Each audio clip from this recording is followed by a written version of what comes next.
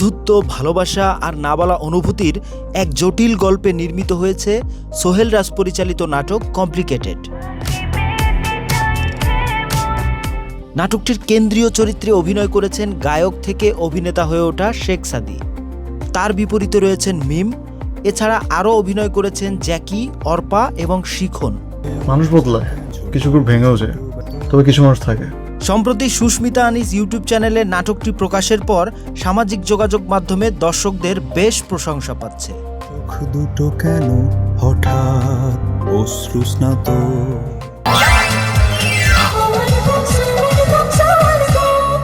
Schwann গ্রুপের একটি পণ্য। গায়ক থেকে অভিনেতা হয়ে সবার ভালোবাসা পাচ্ছেন বলে জানান ললনা খ্যাত গায়ক শেখ সাদী।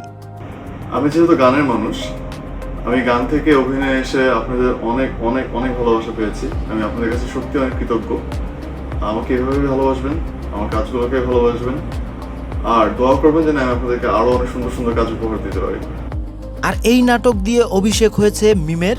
তিনি যেমনটা বললেন, আমার অভিনীত প্রথম নাটক কমপ্লিকেটেড রিলিজ পেয়েছে, আমি খুবই খুশি। আর অলরেডি আমি দর্শকদের কাছ থেকে খুব ভালো রেসপন্স পাচ্ছি, সবাই অনেক প্রশংসা করছে।